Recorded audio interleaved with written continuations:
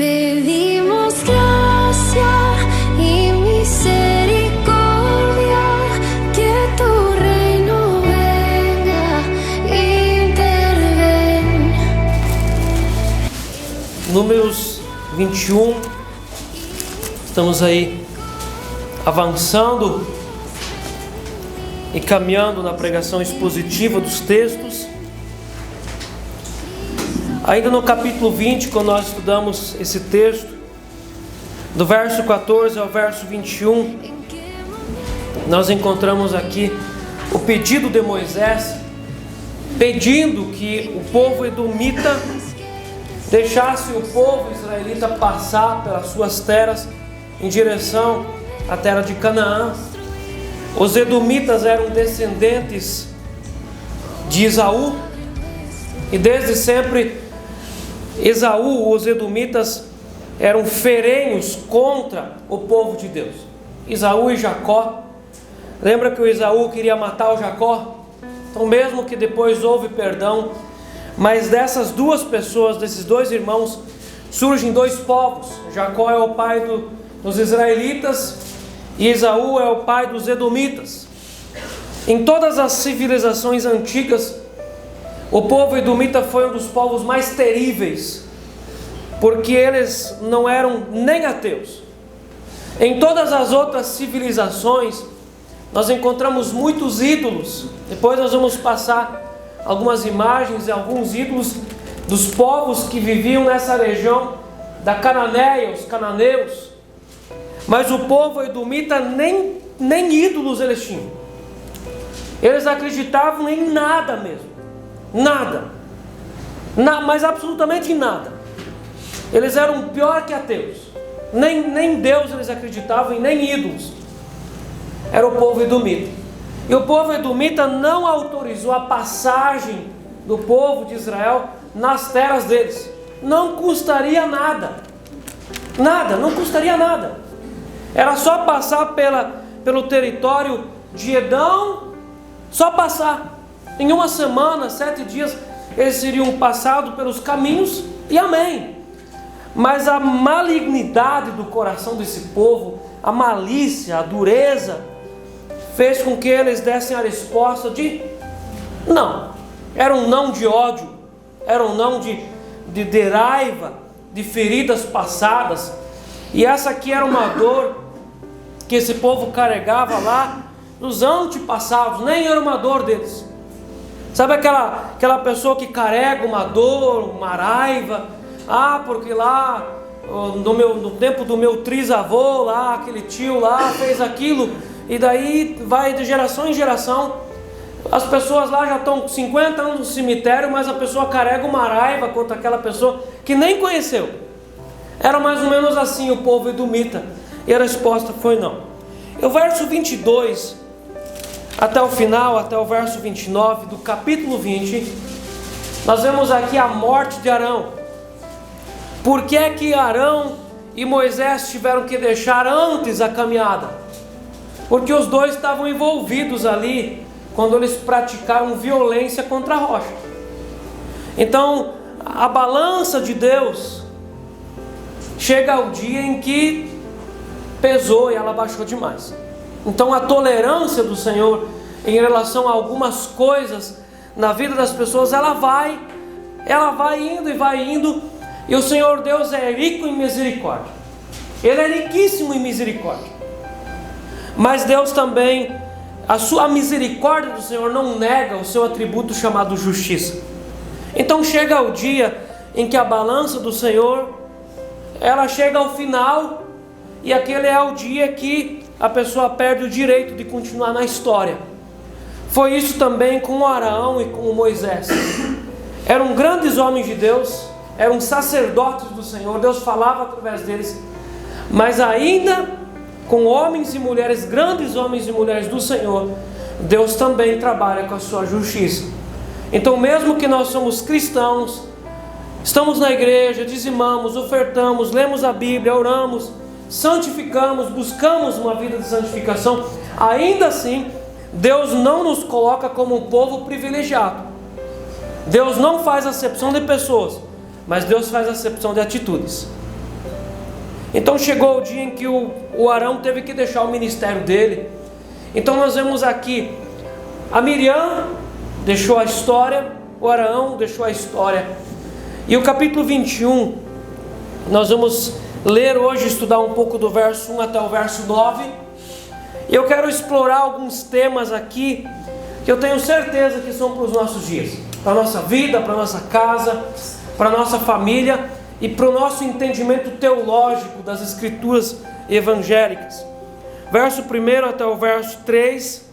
Ouvindo o cananeu, rei de Arade, que habitava no Neguebe, que Israel vinha pelo caminho de Atarim. Lembra que Israel iria passar pelos caminhos de Edom. Foi negado.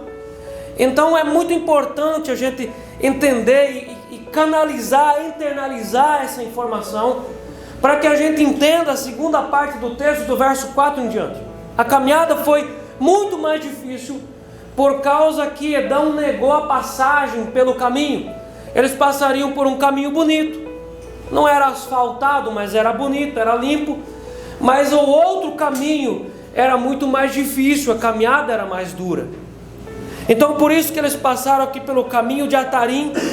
E o texto diz que pelejou contra Israel e levou alguns deles cativos. Vamos falar cativos. Cativos para o cativeiro, levou cativos. Então já nós vamos entender o significado dessas palavras e da indução do texto. Então Israel fez voto ao Senhor, dizendo: se de fato entregares este povo nas minhas mãos, destruirei totalmente as suas cidades.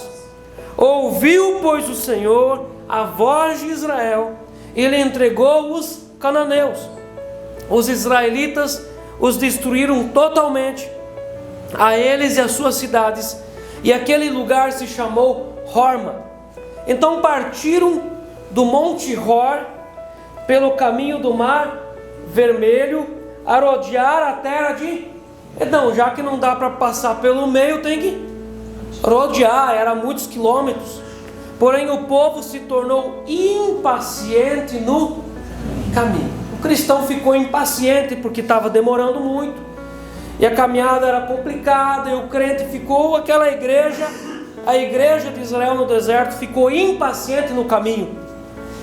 E o povo falou contra Deus e contra Moisés: por que nos fizeste subir do Egito para que morramos neste deserto, onde não há pão nem água, e a nossa alma tem fastio desse pão? Viu, esse maná que desce do céu, a nossa alma já está azeda, já está rançosa, porque esse pão, nós estamos enjoados do pão do céu. É assim, Deus só manda pão do céu e é demais. Verso 6. Então o Senhor mandou entre o povo serpentes abrasadoras que mordiam o povo, e morreram muitos do povo de Israel.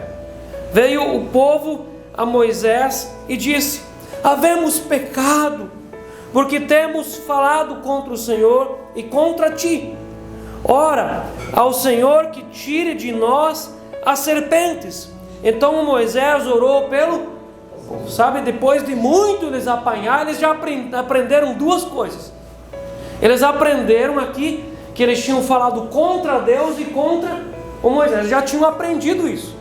Assim, em muitos anos de caminhada, em muito juízo, eles já tinham assim os olhos abertos para umas coisas assim, que tava ficando interessante já. Dá para dizer que é uma evolução? Já evoluíram, porque antes eles nem enxergaram isso. Verso 8: disse o Senhor a Moisés: faz de uma serpente abrasadora, põe-na sobre uma haste, e será que todo o mordido que mirar viverá. Fez Moisés uma serpente de bronze e a pôs sobre uma haste. Sendo alguém mordido por alguma serpente, se olhava para a serpente de bronze, sarava. Amém?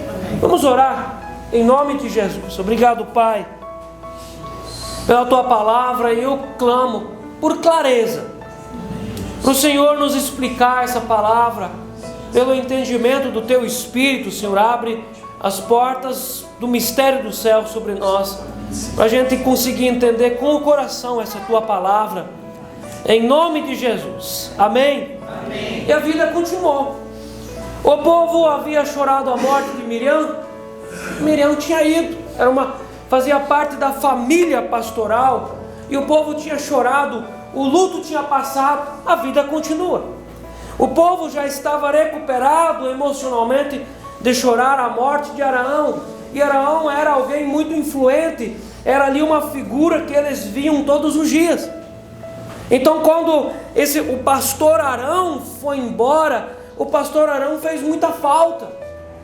Então a gente pode imaginar essa situação, há igrejas que trocam de pastor, e o pastor vai embora para uma outra igreja, para uma outra denominação, outra comunidade, e vem um pastor novo. Mas essa situação aqui, o pastor faleceu no ministério, Deus o levou para a eternidade. Então esse falecimento do pastor, o filho do pastor assumiu o ministério. Deus tirou a estola sacerdotal do pai e colocou no filho, e o filho continuou. Então para o povo até às vezes parecia estranho, porque todos os dias eles viam o Araão fazendo esse trabalho sacerdotal, indo e vindo, e agora eles olhavam para a estola era a mesma, a autoridade era a mesma, mas era o filho, talvez mais magro, ou mais alto, ou mais baixo, era alguém diferente. E quando troca de pastor, às vezes o povo estranha ou é diferente. O pai faleceu e o filho assumiu. Para o cristão, a vida torna-se uma escola na qual aprendemos mais sobre Deus e sobre a sua palavra, bem como sobre nós mesmos e sobre quanto precisamos crescer.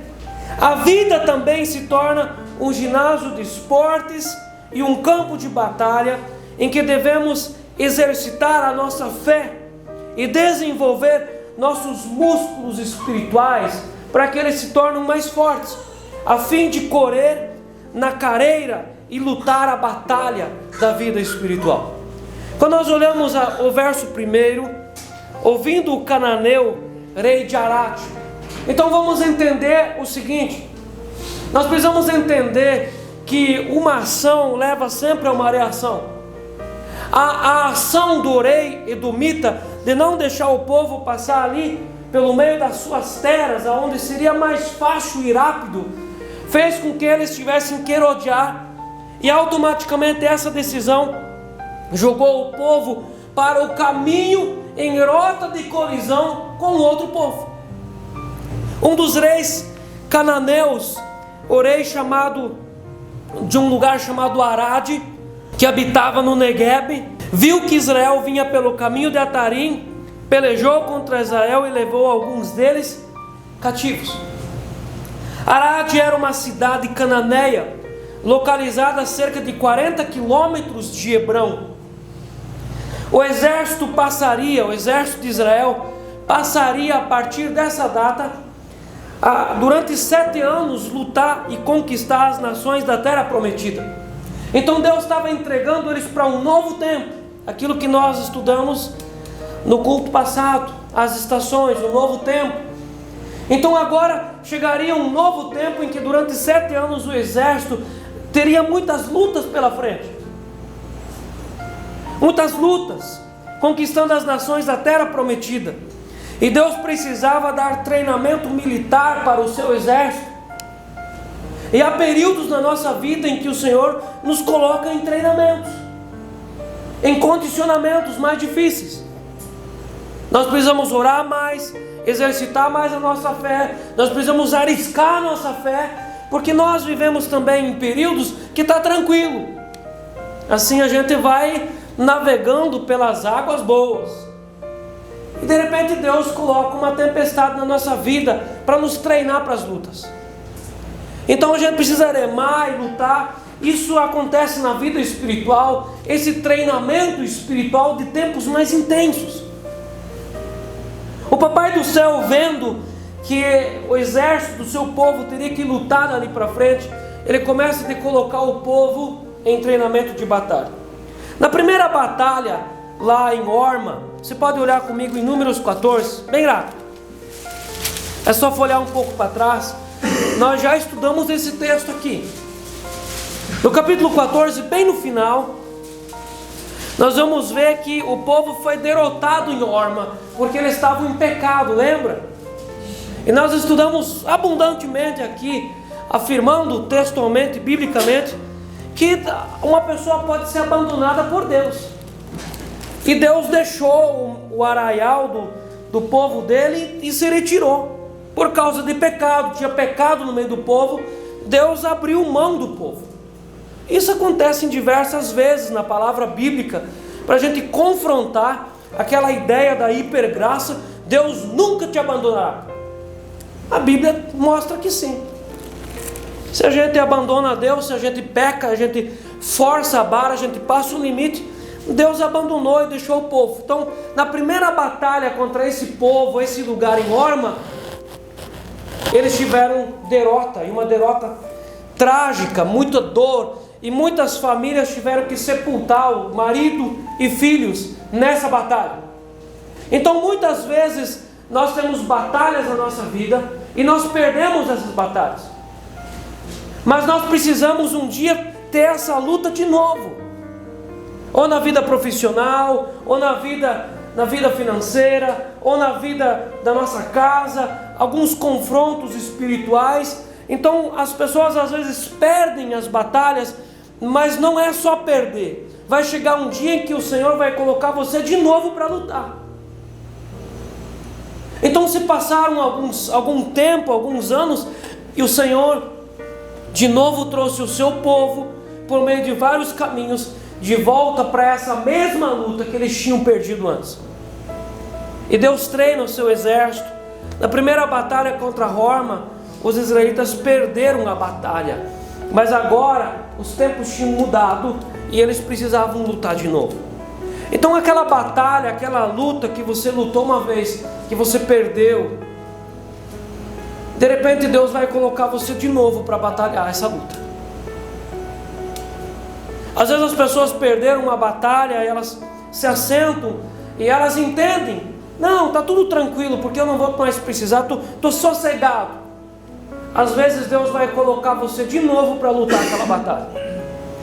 Às vezes talvez uma outra pessoa tem uma dor no coração por causa daquela batalha perdida, daquela situação que foi embora, daquela oportunidade que se fechou. E Deus pode um dia trazer essa oportunidade de volta para você ganhar essa batalha. Posso ouvir um amém? Amém. E Deus fez isso com esse povo. E olha só, a cultura cananeia era uma perversidade indescritível. Eles eram perversos, idólatras, especialmente nas suas práticas religiosas. Eles eram idólatras mesmo, eles eram terríveis. Quando nós olhamos os panteões de cada povo, panteão dos deuses egípcios, gregos, romanos, nós temos também um panteão de deuses na idolatria brasileira. Então esses povos tinham deuses e eles eram terríveis na sua idolatria. O principal deus dos cananeus era El, o Criador. Eles adoravam esse Deus. O mais ativo dentre os deuses do panteão urgarítico era Baal, era o maior deus deles, associado ao deus Haddad e seus inimigos Lã, o deus do mar, e Mote, o deus da seca e da esterilidade. Olha que deuses. Eu fiz algumas imagens. As deusas, eles tinham deuses masculinos, eles tinham deusas persas femininas. Então quando eles tinham algum tipo de problema para resolver, eles então buscavam deuses específicos. Então se eles tinham lá um problema de enfermidade no meio do povo, eles não podiam buscar naquele Deus. Aquele Deus lá não tinha capacidade para curar, eles tinham que buscar no Deus que cura feridas. Então aquele outro Deus lá era o Deus protetor dos mares, mas aquele outro Deus lá era o Deus da fertilidade. Então tinha que saber, tinha que ter uma teologia de que tipo de oração fazer, que reza fazer. Assim, não era qualquer oração, não era só fazer uma oração e já chegava. Então tinha toda uma teologia por detrás de receber uma resposta. Eles tinham muitos deuses, tinham deusas, que compunham o panteão, como Acera, Astarote, a esposa de El, Anate, a esposa de Baal. Nós vamos olhar um pouco as figuras aqui. Primeiro Deus, El, o Criador do universo.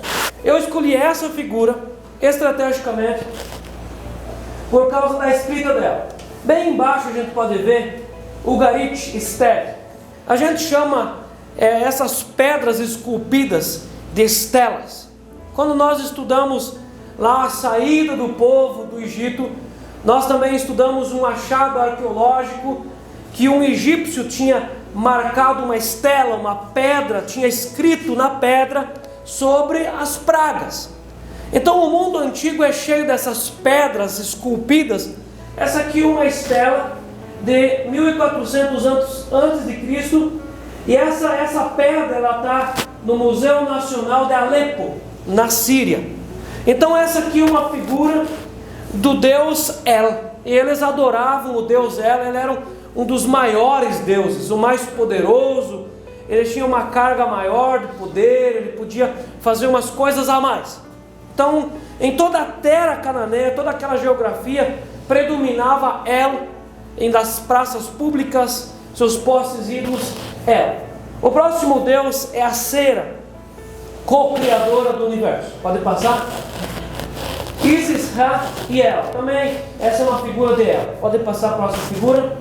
Acera. Eu achei bonitinho esse desenho.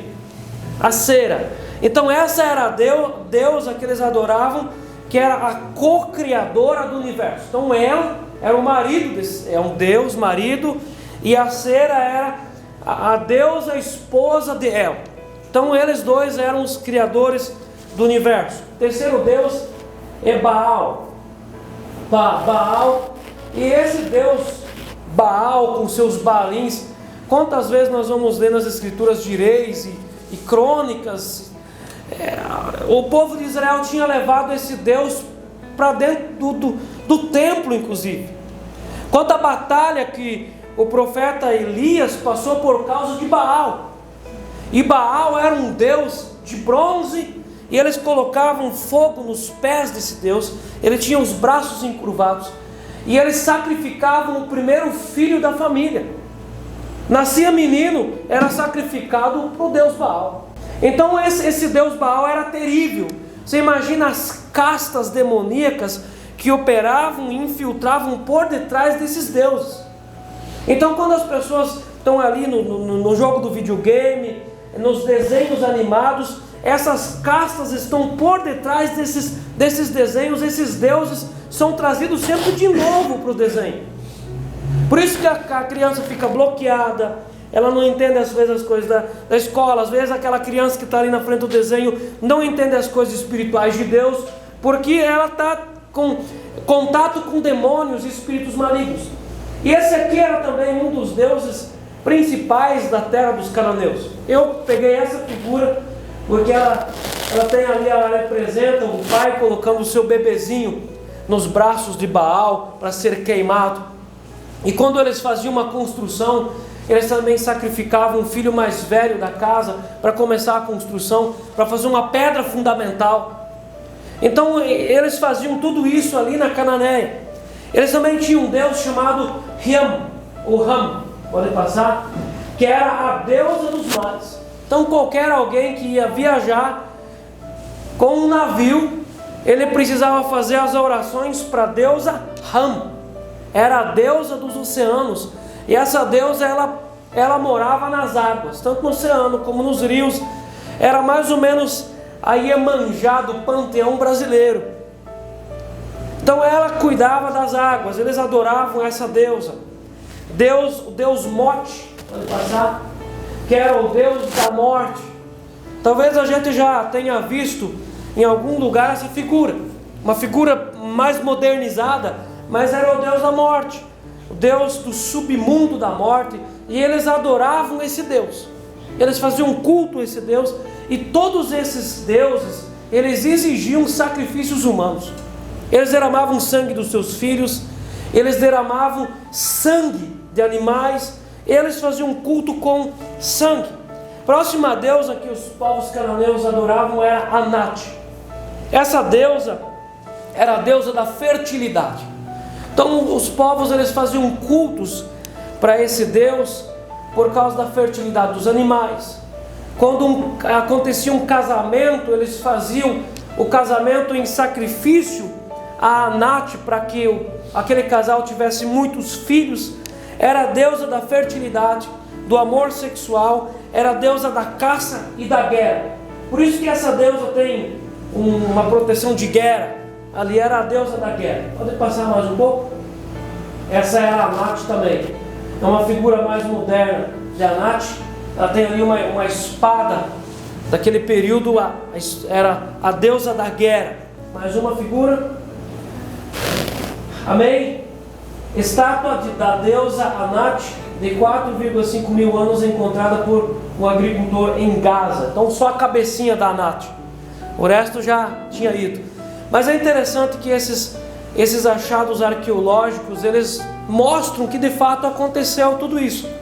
A próxima deusa que eles adoravam era Astarte, ou Astarote. E essa deusa era a deusa do sexo e da fertilidade também. Então, quem não adorava a Anat, adorava Astarote, ou adorava as duas deusas. Casava e queria ter muitos filhos, botava uma Anat e uma Astarote dentro de casa e pedia a bênção desses deuses. Essa era a idolatria desses povos cananeus. Pode passar para frente. Pode passar mais uma. Eu quero que essa figura fique, porque nós vamos trabalhar o segundo quadro do texto com essa figura aqui. E essas nações, meus irmãos, Deus queria que essas nações fossem removidas da face da terra. Era isso que Deus queria. Todas essas nações deveriam ser removidas da face da terra. E essas nações serviam de ninhos de habitação de demônios. Você consegue entender isso? Olha o que essas pessoas faziam sobre a terra. Eles adoravam ídolos, derramavam o sangue dos seus filhos, derramavam o sangue de animais em sacrifício aos ídolos. E o apóstolo Paulo descreve muito bem aos coríntios, dizendo que os ídolos, a estátua ali de pedra, de gesso, de madeira, nada faz, mas por detrás do ídolo tem demônios, castas de demônios que se aninham, que se infiltram no meio de uma nação, no meio de uma família. E os demônios, Satanás, sempre trabalha numa nação a partir da religião da nação. O diabo sempre trabalha numa nação, num povo, numa família, a partir da religiosidade daquela casa. Então Satanás vai moldando um povo, e Satanás também moldava essa nação. E eram nações blasfemas, de feitiçarias, que contaminavam a terra. E os textos bíblicos falam que chega sempre uma hora que a terra vomita os seus moradores.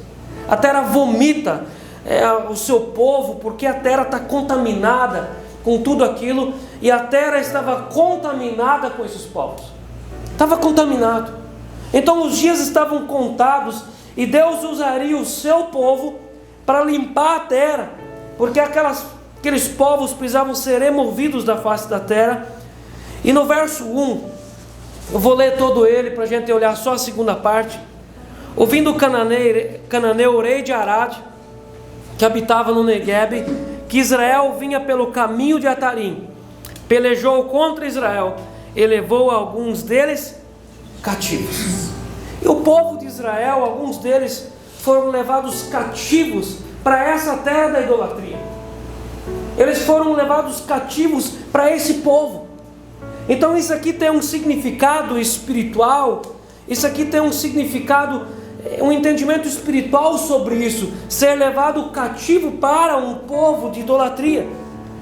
Nações idólatras são ferramentas de Satanás para prender o povo de Deus. E foram levados cativos. A idolatria fascina, cativa e neutraliza o ser humano. E às vezes a idolatria moderna não é em direção a ídolos, em direção a coisas feitas por mãos humanas, mas idolatria moderna é em direção às vezes a sentimentos, emoções, o que eu sinto, o que eu acho. o que eu penso, quando nós derrubamos o absoluto de Deus na nossa vida e nós relativizamos tudo, isso nos leva para uma idolatria.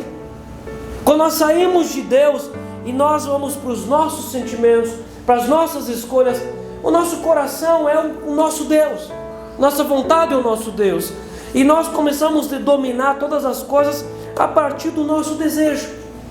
E algumas pessoas foram levadas cativas para esse povo.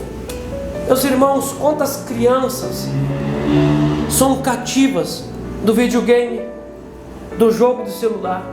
O celular, inclusive, é um dos deuses dos nossos dias. As pessoas sentam os seus filhos diante do celular e ali esse celular faz tudo para a criança. A criança não faz mais nada, ela fica ali sentada. E quantos filhos que existem que são cativos de demônios, em joguinhos, em seriados, em desenhos que são oportunamente trabalhados para cativar a mente de uma pessoa. E essa pessoa vai derramando o seu coração, toda a sua emoção, todo o seu interior diante daquilo, e Satanás entra, se infiltra e começa a operar a partir de uma geração. Em todo lugar onde não existe uma autoridade, ou uma autoridade é destituída, Satanás ocupa esse lugar. E Satanás governa famílias, nações, igrejas. O dinheiro governa muitas pessoas. O trabalho governa muitas pessoas. Os prazeres também governam muitas pessoas. Então a Bíblia diz que alguns foram levados cativos para a terra dos cananeus ali em Arad.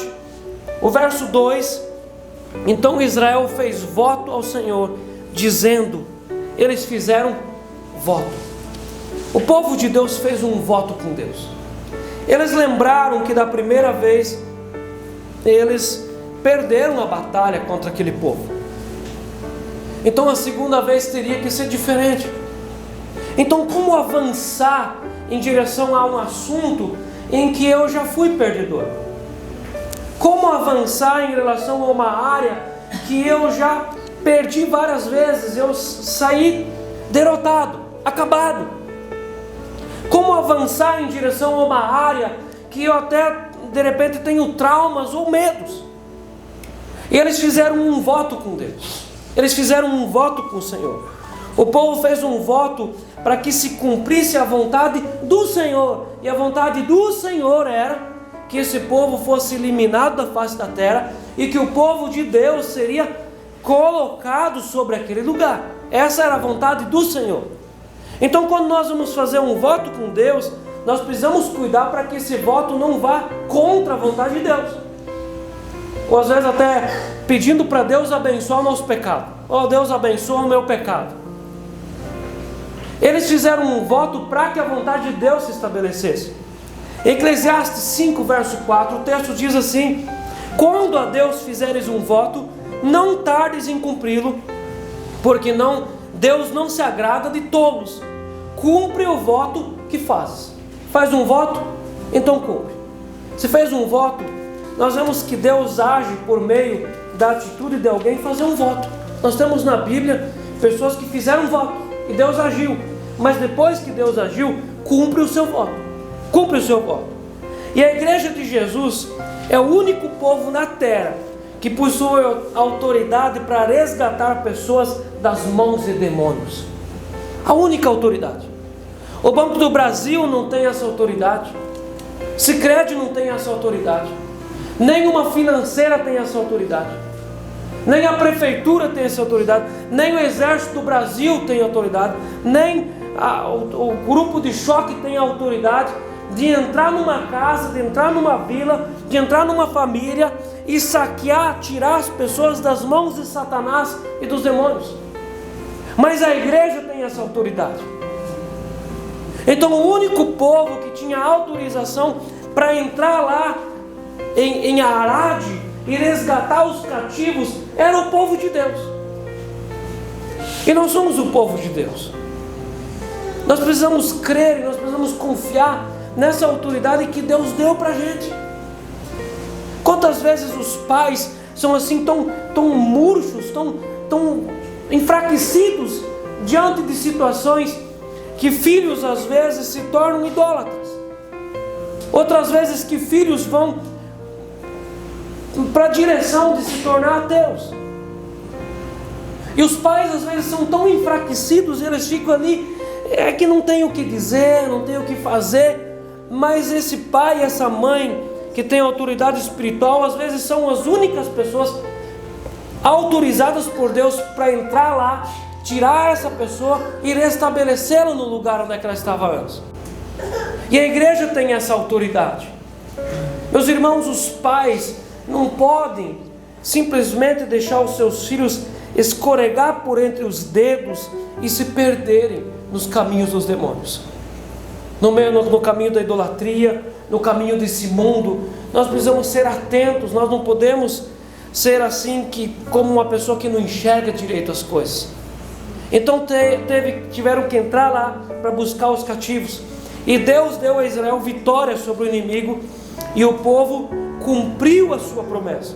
Destruíram Arad e as outras cidades ligadas a ela, e deram um novo nome para a região, Horma.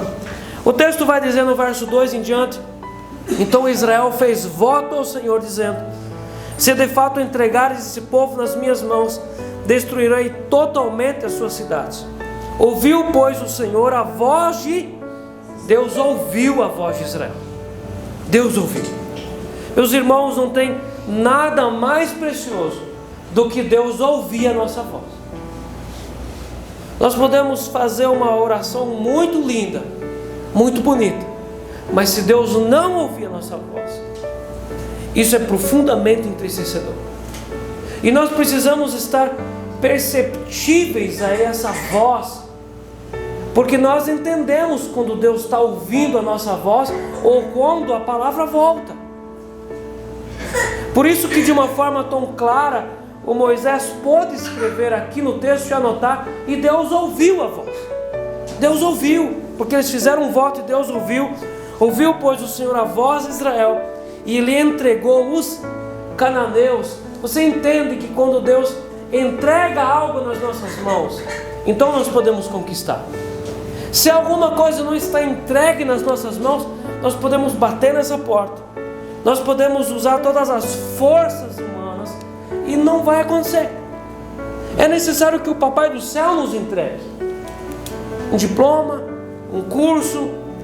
Quando Deus entrega, então nós podemos entrar nesse território. Mas há territórios que as pessoas precisam entrar porque Deus já entregou. Às vezes as pessoas não entram porque elas estão enfraquecidas, mas Deus entregou aqui os cananeus às mãos dos israelitas. Os israelitas os destruíram totalmente, a eles e as suas cidades, e aquele lugar se chamou Horma. Eles mudaram o nome daquele lugar. É possível nós mudarmos o nome das nossas batalhas. Eles mudaram para Horma, que significa lugar de destruição, lugar destruído, que antes tinha uma cidade, tinha uma civilização, e Deus entregou nas mãos deles. Então eles tinham aqui uma vitória nas mãos deles. E quando o povo volta para casa com a vitória, então às vezes nos parece que a vitória é a última coisa da nossa vida. Mas quando nós temos uma vitória, a vida continua. A vida continua. E nem sempre nós podemos medir o nosso futuro a partir da glória do passado. Então a glória do dia de ontem nem sempre vai servir para o dia de hoje ou para o dia da manhã. Há sempre novas lutas, há sempre novos lugares para entrar. Meus irmãos, do verso 4 ao verso 9, acontece aqui uma nova cena. E o que acontece aqui? Então partiram do Monte Or pelo caminho do Mar Vermelho, a rodear a terra de Edom. Porém o povo se tornou impaciente no caminho. Às vezes nós também nos tornamos impacientes diante das provas da caminhada. E nós achamos o caminho muito comprido, está muito difícil. Tem muita pedra, tem muita subida, tem muita descida. E a vida cristã, ela é uma caminhada, irmãos. Então qualquer pastor ou igreja que ensina que é tudo assim rápido e fácil, é enganador isso. Não é uma verdade. A nossa vida cristã é uma caminhada. Então a vitória contra o rei de Arad não conseguiu resolver o problema da caminhada. E às vezes nós pensamos que uma vitória resolveu assim toda a nossa caminhada. E quando nós baixamos a emoção, no próximo sábado, no próximo culto, na próxima quarta, nós estamos diante do mesmo caminho, porque nós precisamos continuar caminhando, continuar lendo a Bíblia, continuar ofertando, continuar santificando. Nós estamos diante da mesma caminhada. A coragem na batalha deve ser seguida de resistência na caminhada. Então uma vitória tem que gerar resistência, perseverança. A caminhada para a terra prometida nem sempre é fácil. Não demorou muito para que os rigores da marcha deixassem o povo impaciente e para que se começasse a murmurar, reclamar. Então a gente já sabe como que é aquele tititi da murmuração, e aquele fermento fariseu, ele começa a contaminar todo o grupo. Então um começa a reclamar, outro começa a dói aqui, outro dói lá, e aquilo começa a contaminar todo o grupo. E mais um pouco todo o povo estava reclamando. E o pecado do povo aqui era um pecado de murmuração contra Deus, contra Moisés, contra o pão que Deus estava derramando do céu. O verso 5 diz assim: e o povo falou contra Deus e contra Moisés. Mas é possível alguém falar algo contra Deus? É. E muitas vezes as pessoas levantam uma reclamação contra o próprio Deus. As pessoas reclamam de uma condição que Deus colocou na vida delas. E às vezes as pessoas reclamam contra Deus, reclamando contra algo que uma vez elas pediram para Deus. E esse povo aqui, lá no começo de Êxodo, diz que eles estavam reclamando, pedindo para que Deus os tirasse do Egito. Agora, quando eles estavam caminhando para Canaã, eles reclamam contra Deus. E eles reclamaram contra o líder Moisés. Vamos ler o verso 5. E o povo falou contra Deus e contra Moisés: por que nos fizeste subir do Egito para que morramos nesse deserto, onde não há pão nem água? Você percebe que sempre de novo é essa mesma reclamação? E tem pessoas que são assim, é sempre a mesma reclamação. Então quando eles lutam as batalhas e ganham contra o rei de Negueb, de Arad, é assim, uma alegria, uma graça, agora nós vamos vencer tudo. E no quinto, no sexto dia já baixa toda a emoção e começa aquela reclamação, mas é sempre aquela mesma fita, aquela mesma reclamação, aquela mesma conversa, e era sempre aquela mesma conversa. Parece que o disco tinha falhado ali. Todas as vezes que vinha sobre eles um problema, eles reclamavam a mesma coisa. Por que a gente não morreu lá no Egito? Por que Deus não matou a gente de fome lá? Então por que Deus trouxe a gente para a gente morrer aqui no deserto, sem água e sem pão? Então essa era uma reclamação mentirosa, porque eles estavam tendo água e Deus dava pão para eles. Olha o final do verso 5. E a nossa alma se tem fastio desse pão vil. Meus irmãos, no Salmo 78, verso 25, o texto diz que o maná era pão dos anjos. Ninguém aqui comeu um pão igual em qualidade do que esse povo comia no deserto. Mas o problema não estava no pão. O problema é que quando a alma está assim corrompida, uma alma complicada. Você já percebeu que uma pessoa que tem uma alma complicada, que nem a comida é boa? Pode ser a melhor carne, pode ser picanha, mas aquela pessoa com aquela alma complicada, ela até perde o paladar. Para ela é ruim aquilo. Então o texto de Salmo 78, 25 Diz que era pão dos anjos, e Deus derramava diretamente do céu esse pãozinho maravilhoso, mas nada era bom que chega. Problema de espírito, problema de alma, problema do interior, era um povo complicado. Você já percebeu que milagre muda a situação, mas milagre não pode mudar caráter? Todos os dias o pão que descia do céu, a água que brotava da rocha, era milagre. Mesmo eles vivendo de milagre todos os dias, mudava a situação, mas não mudava o caráter. Então às vezes o que nós mais precisamos não é de milagres, mas de uma intervenção de Deus mudar o nosso interior. Deus estava dando o melhor e ainda assim não era bom. Nós precisamos que o Senhor mude o nosso interior para que a nossa visão entenda as coisas diferente. Mas quando chegou ali a caminhada, os pés estavam doendo, eles deveriam de reclamar contra o quê? Contra as pedras, contra o caminho, contra a fraqueza dos pés? Não, eles reclamaram contra Deus e contra Moisés. Você percebe como a visão deles estava distorcida em relação à realidade? Eles reclamaram contra Deus, mas o povo não se havia acostumado com tantas bênçãos. Começaram a clamar e a chamar aquele pão de imprestável. Eles tinham dentro deles um espírito de escravidão. Eles tinham saído do lugar da escravidão, mas a escravidão não tinha saído de dentro deles. Eles tinham dentro deles um espírito de miséria.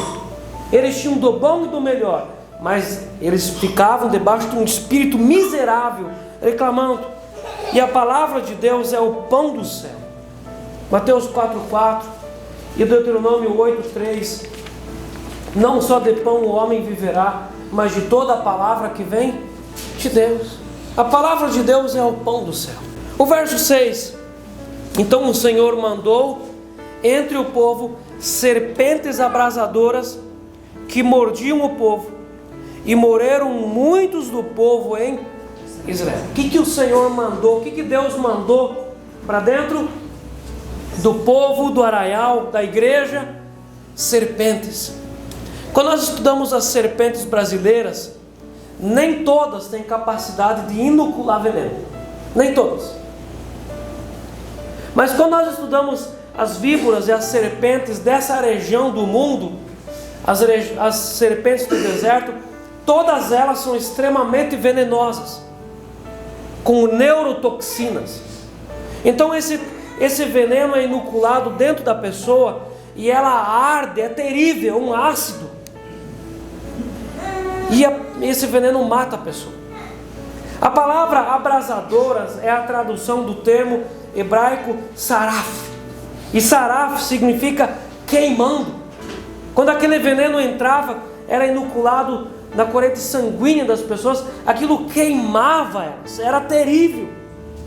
E se referia à inflamação e à dor causados pelo veneno. E os que eram picados morriam rapidamente, e era uma morte dolorosa. Sabe aquela morte que a pessoa morre gritando e gemendo? Uma morte terrível. Era uma morte terrível. E a Bíblia diz que o salário do pecado é a morte. O verso 7, veio o povo a Moisés e disse: havemos pecado, porque temos falado contra o Senhor e contra ti. Ora, o Senhor que tire de nós as serpentes. É muito importante quando as pessoas começam a entender o porquê elas estão sofrendo.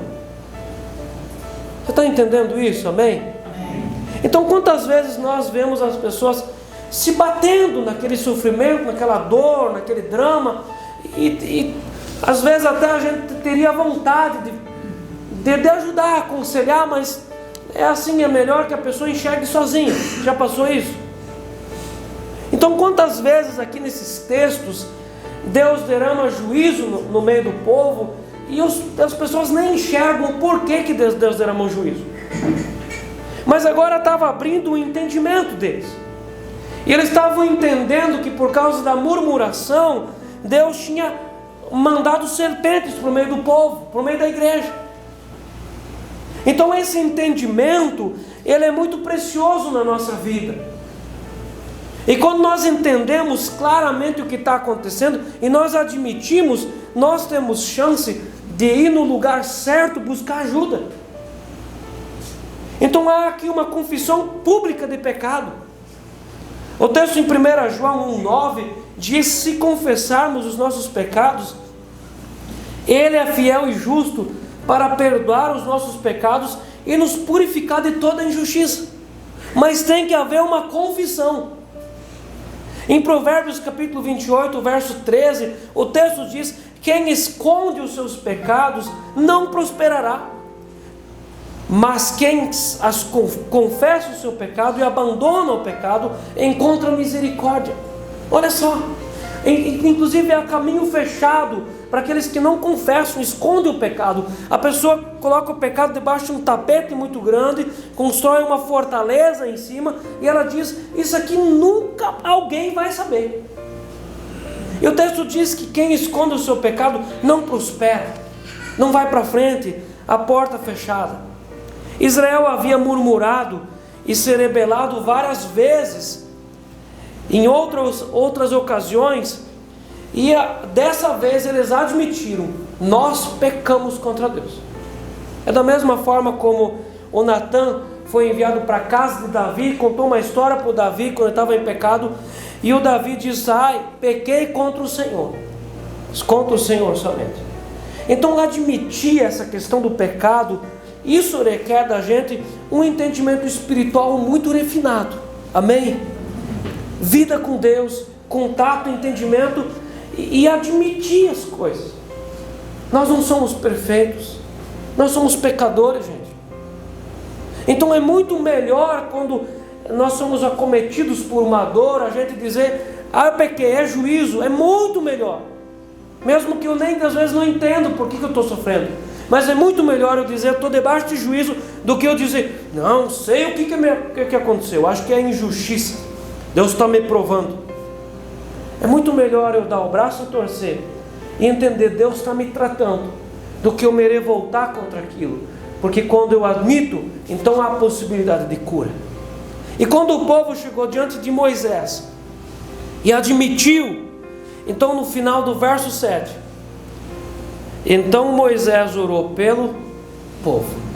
Só quando o povo admitiu, então houve alguém para interceder. Você entende isso? Então quando a gente estuda aconselhamento cristão, o conselheiro sempre vai tentar levar a pessoa ao ponto em que ela admite o pecado. E enquanto não há uma admissão do pecado, não tem como interceder por aquela casa, aquele homem, aquela mulher, aquela criança. Você vai interceder pelo quê? Mas quando o povo abriu o jogo, eles abriram a boca dizendo, entendendo o que estava acontecendo, então Moisés orou pelo povo. Todas as vezes que o texto diz então isso significa que houve um período aqui de análise.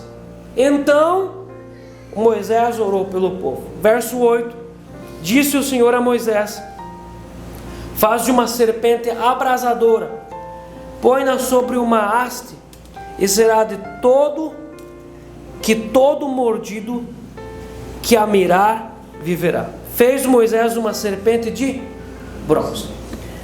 No texto bíblico, o bronze significa o quê? Juízo.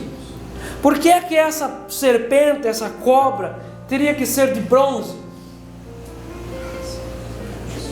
Por que Deus não mandou fazer de prata ou de ouro? Tinha que ser de bronze. Porque aquela serpente, ela tinha a mesma natureza daquilo que estava acontecendo com as pessoas. Então Deus é justo. A mesma natureza que as pessoas estavam sofrendo também tinha que ser o material daquela cobra. Então poderia ter ali um pássaro de bronze, uma águia de bronze, uma pomba de bronze, mas por que uma serpente de bronze? Perceba que tem duas coisas aqui muito em foco que a gente precisa levar em consideração: a imagem da coisa e o material da coisa. Então era uma serpente, e o material significava juízo, bronze. E Deus então destina um livramento para o povo. A serpente tinha em si a mesma essência do pecado: bronze, dureza, coisa dura, difícil. Essa serpente, ela tinha em si a mesma essência do que as pessoas estavam passando. Aquela mordida, aquela picada era terrível. Então aquilo teria que ser de bronze. Era a mesma natureza da dor que as pessoas estavam passando. Moisés fez uma serpente e a levantou em uma haste. Tinha que ser levantado, não pode esconder, porque o pecado teria que ser colocado em público. Todo mundo tinha que ver. Meus irmãos, às vezes um povo, uma igreja que não é colocado em público algumas coisas, não vai para frente. É necessário colocar em público. Então agora, dessa vez, o Senhor não colocou uma vara de Arão para florescer, para se tornar público a glória, mas colocou em público o pecado. Todo mundo teria que ver que aquilo era de bronze, aquilo era terrível. E Deus abriu as janelas, escancarou tudo, e Deus mandou Moisés colocar uma haste, colocar a serpente lá em cima. E Deus não retirou as serpentes do meio do povo. Deus não retirou. Deus poderia ter retirado, mas muitas vezes Deus não retira a serpente da nossa vida, mas Deus levanta um lugar onde nós vamos olhar para crer. Deus não tirou as serpentes ali. As pessoas continuavam sendo mordidas e morriam. Mas Deus dá uma solução. Verso 9: fez Moisés uma serpente de bronze e a pôs sobre uma haste. Sendo alguém mordido por alguma serpente, se olhava para a de bronze e sarava. Quem sarava? Aquela serpente de bronze sarava? Ou o crer? Precisava crer. Aqueles que eram mordidos pelas serpentes deveriam olhar e crer nas palavras de Moisés. Então Moisés levantou aquela serpente numa haste, e foi colocado sobre todo o povo essa informação: quem for mordido, olha para a serpente. Você precisa olhar para aquela serpente de bronze. A murmuração pela caminhada e a reclamação pelo pão trouxeram serpentes para o meio da igreja. Então olha só, a murmuração, a reclamação podem trazer serpentes para a sua casa, serpentes para dentro do teu casamento, serpentes para dentro da igreja. E essa serpente é terrível. Ela pica, ela inocula veneno, ela faz morrer, ela mata. Então o pecado trouxe para dentro do povo uma tragédia. Em João capítulo 3, verso 14, Jesus explica essa questão. Ele diz assim: e do modo por que Moisés levantou a serpente no deserto, assim importa que o Filho do Homem seja levantado. Então aquela serpente levantada lá, ela é uma figura, ela é um tipo de Jesus. Da mesma forma como aquela serpente foi levantada e todo aquele que olhava para lá era curado e sarado, da mesma forma aquilo tipificava o Jesus que viria. E da mesma forma Jesus também foi levantado sobre uma cruz. O verso 15: para que todo que nele crê tenha a vida eterna. João. Então todas as pessoas são contaminadas pelo pecado e um dia morrerão e enfrentarão o julgamento. Todos. Então essa serpente, esse veneno é o pecado aqui no meio do povo. O ser humano um dia foi contaminado e será e continuará sendo contaminado pelo pecado. E todas as vezes que nós nos contaminamos com o pecado, é como o veneno de uma serpente que entra na circulação sanguínea da nossa alma. E o pecado, ele pode até parecer doce no começo, mas depois ele arde, ele é terrível, ele é um ácido. Mas se olharem para Cristo pela fé, Ele os salvará, Ele lhes dará vida eterna. Qual que é a solução, gente? Olhar para Jesus. Nós precisamos olhar para Jesus. Nós não somos melhores do que esse povo. Nossa igreja não é melhor do que aquele povo. Nós não somos melhores do que aquele povo. Nós murmuramos, nós reclamamos, nós somos às vezes nojentos de alma com algumas coisas, e às vezes nós somos nojentos até com a comida. Quantas vezes as pessoas jogam comida no lixo? É o pão do céu. Quantas vezes as pessoas rejeitam a palavra de Deus? É o pão do céu. A pessoa rejeita, ela, não quero, isso não é para mim. Isso é pecado. E o pecado entra na nossa vida, ele é um veneno. E os filhos são sempre a imagem e semelhança dos pais, certo? Você olha para os filhos de alguém e se diz, olha, o olho é do pai e o nariz é da mãe. Os filhos são sempre imagem e semelhança de quem? Do pai e da mãe, tá certo? É lógico, tem que ser assim mesmo. O diabo é o pai do pecado, certo? Jesus afirma isso. O diabo é o pai do pecado. E o diabo é a antiga serpente? Sim ou não? Sim. O diabo é a antiga serpente. Então o pecado é a imagem e semelhança do seu pai. Quem era o pai daquele pecado que estava entre o povo? O diabo. E o diabo é o quê? A antiga serpente. Então nós vamos levantar uma serpente para denunciar quem é o pai desse pecado. O diabo é o pai desse pecado. E o pecado precisa ser exposto para que haja entendimento das coisas.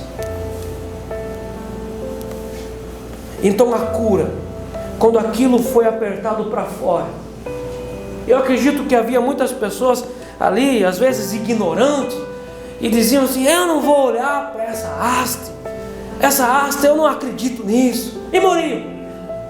Tem disso, não tem? Assim como é hoje, também era naqueles dias. Mas eu creio que muitas famílias, muita gente que foi picado, olhava para a haste e cria na palavra de Deus, por meio de Moisés, e era curado. Não tinha remédio, não tinha soro antiofídico, era curado pelo próprio Deus por meio da fé, na palavra, de olhar para aquela haste ser curado. Moisés não fixou a haste no tabernáculo e nem no átrio. Deus poderia ter mandado ele fixar lá no Santo dos Santos, no santo lugar, ou lá na primeira sala lá do tabernáculo.